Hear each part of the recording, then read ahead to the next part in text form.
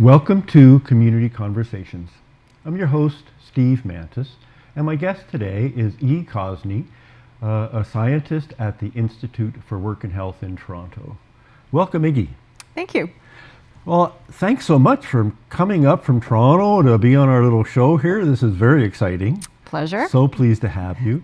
So, Iggy, let's go back in time a little bit. Give us some personal history. Where did you grow up? Give us a little bit of that history. Sure.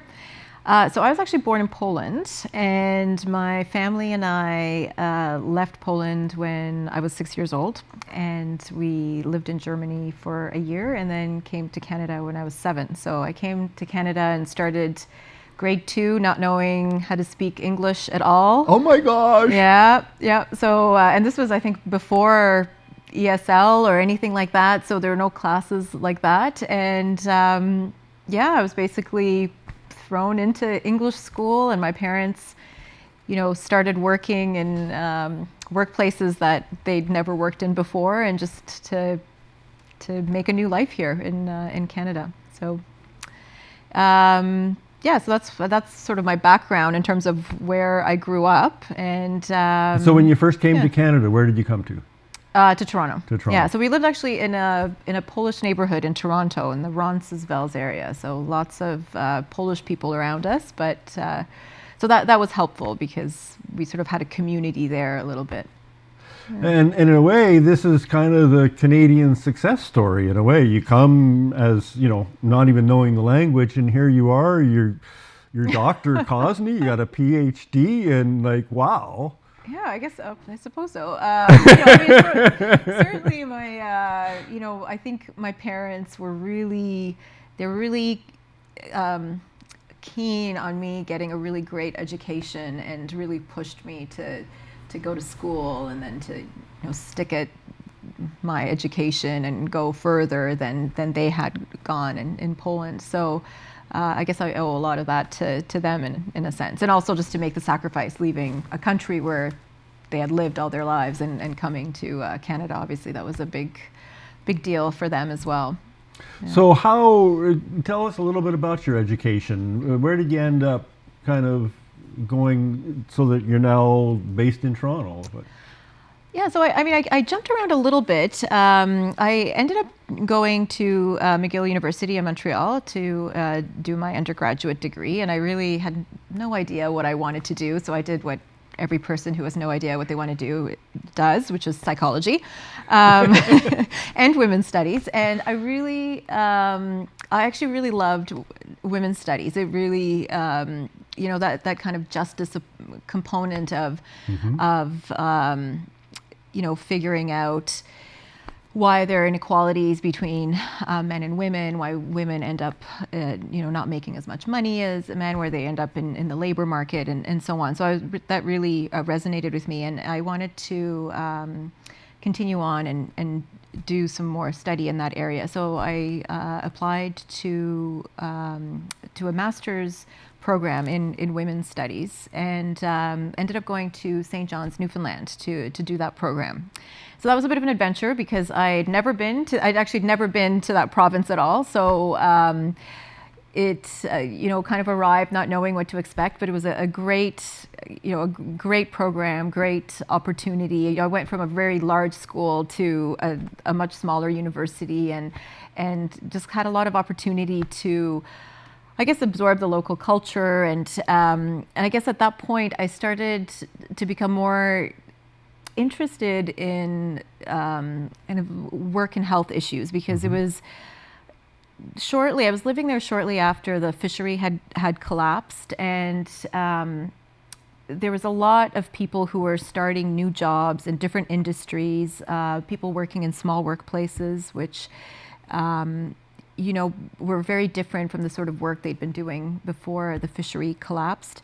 And so I sort of started thinking about how work, I guess, affects people's health, both their physical health and their mental health. And I specifically became really interested in workplaces that are atypical, that maybe don't fit kind of the mold of, the big factory or small workplaces. So I was interested in small workplaces. And once I finished my master's program, I applied to do a PhD with a former guest of yours, Joan Eakin, and who her program of research was around work in small workplaces.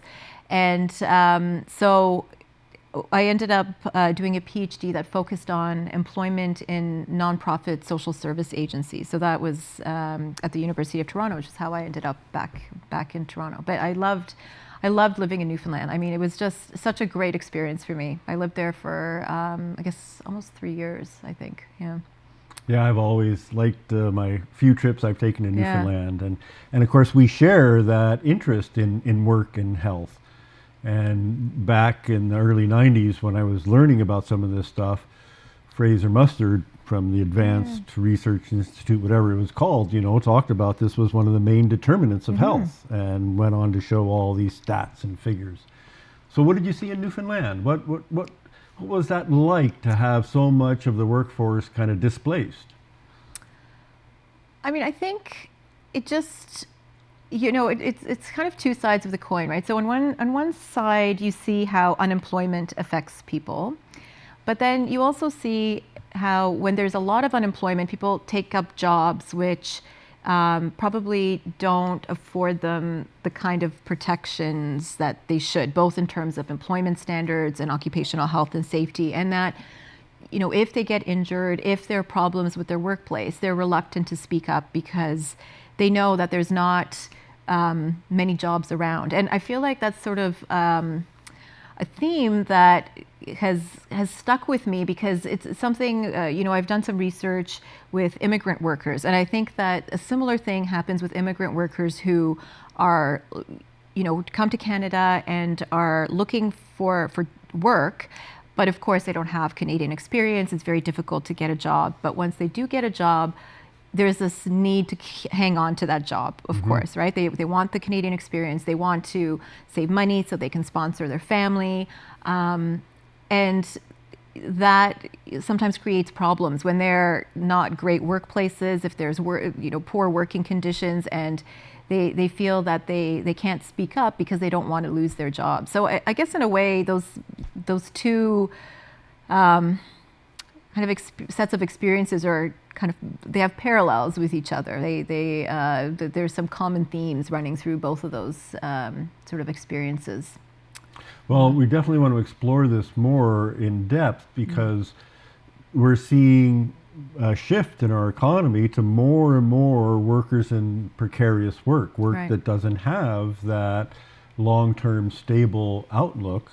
And so more and more people are falling into that same experience as the folks that you had talked to in Newfoundland. Yeah, definitely. I think it's, I think it's challenging because it's not, I think the other point that should be made is I don't actually think it's always workers that don't want to speak up. I think sometimes employers maybe take advantage of that situation. And so a worker may speak up, but because an employer knows that worker is vulnerable, they might more readily sweep things under the table and say, oh, well, we're not going to, we might not report this injury, or we might.